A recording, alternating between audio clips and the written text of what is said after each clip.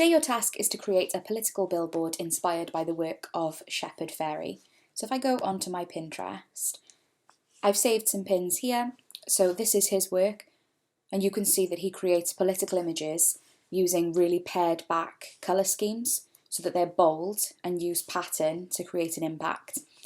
I've also saved some general political billboard and advert ideas here. So this is what I want you to take your inspiration from. I want you to think about how you can use symbols, imagery and word to create an inspiring piece that would make people stop and think. I've created a slide ready for you to use, and there's two options here. This one is slightly more simple because it's face on, and there's a second more challenging billboard just because it's at an angle, so you'd need to think about angling your images and changing the size of the font so that it looks like it's moving away. I'm going to do my example on the harder board just to give you a bit of an idea, but it's up to you which one you use. You don't have to do both. Okay, so your first task is to think about a specific social issue that inspires you or that is important to you.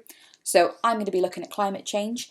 You have two choices. You can either write your own message or you can Google something that you think sounds poignant, and it's up to you whether you would like it to be inspiring and hopeful or whether you would like it to inflict fear. Either way, it needs to be clear that it's going to create an impact. I'm then going to go back onto my Pinterest to look at how Shepard Fairey has created a layout in his work. And you'll see that each piece has a clear border, so I'm going to start there. And to do that, I'm going to use line. I'm going to use the polyline tool because I'm drawing on the angled board, so I need to make sure that my line is angled also.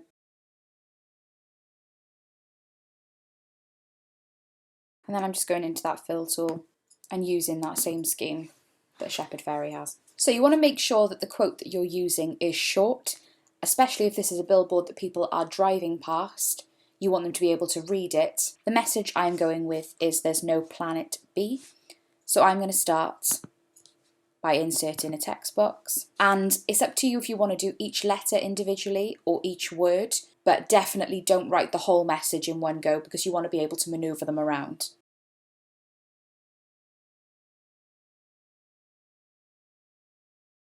So I'm just going to start by keeping a basic font and typing those out. And I want Planet B to be the central focus with the rest of the message above. My next step is going to be to think about symbolism. So you can start by looking at the shape options here, or you could draw your own using the line options, or alternatively, you can find your own images online and then add them to this. But make sure you're thinking about that colour scheme. You want them to be nice and simple. When you're searching for an image, if you don't want it to have a background, go to Tools, Colour, and click Transparent, and those options will come up there. And I'm going to save that image and open it back up here. So I'm going to Insert, Image, and I'm just going to place that roughly where I'd like it to be. I'm resizing from the corners so that I don't stretch the image. So when I'm happy with that, I can then start changing the text that's on it.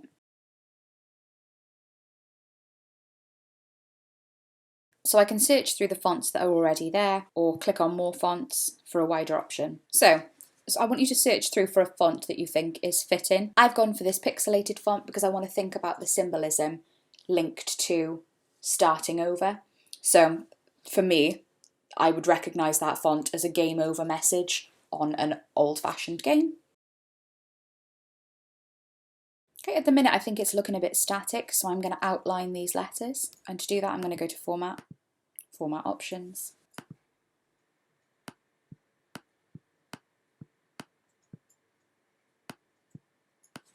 So I've created a shadow underneath Planet, and I'm going to do the same here for B.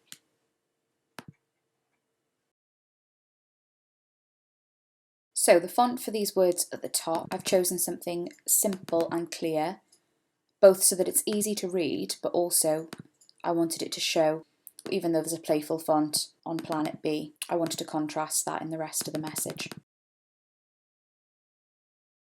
Okay, so when my message is secure, I'm going to go back onto my Pinterest and look again at how Shepard Fairey is using graphic shapes to create a clear point of interest in his work, and often you can see that's been done with these lines, so they draw to the point they want you to look at. So that's what I'm going to do coming out of the planet here.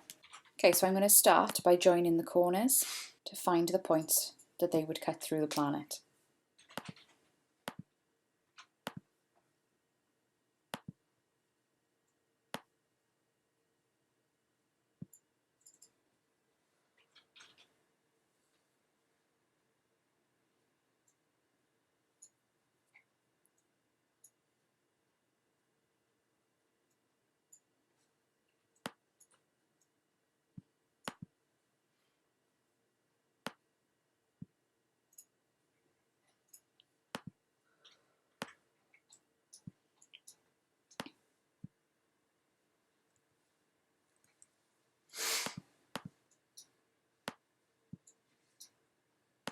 Okay, that'll help you find the angle of that point then as well.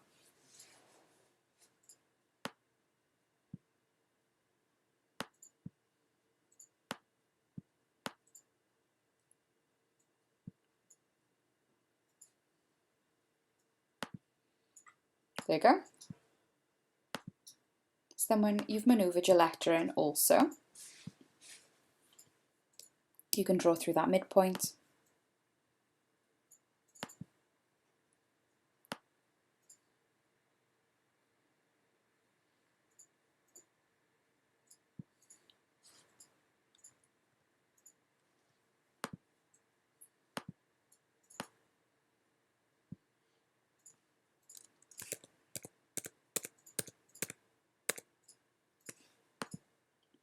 And at this point, I'm going to go back in with the polyline tool to draw in my shapes.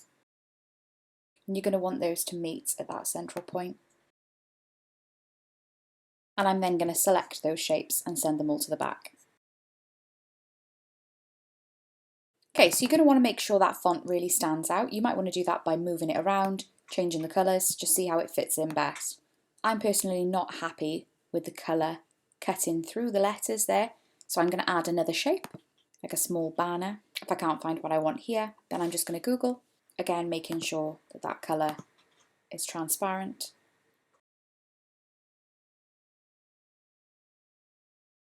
So I think I'm happy with my placement, but as you can see, this is a clear image.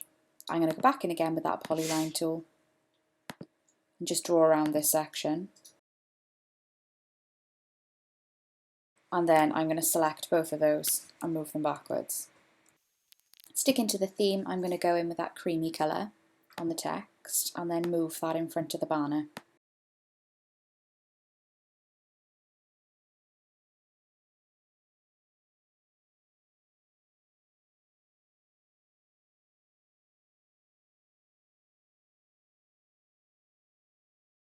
Okay, and at this point now I'm looking back on Pinterest and you can see he uses dots and lines to add further tone in his images, so I'm just going to do the same, using the simple line tool here.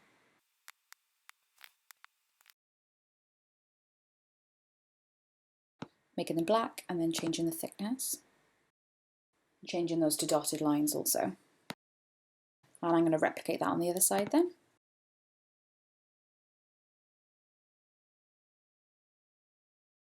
And then again, holding down Shift, selecting all the lines, changing the colour, the thickness, and the density. And I'm then just going to add further lines from the planet around the bottom half. And that is done. Can't wait to see how you get on.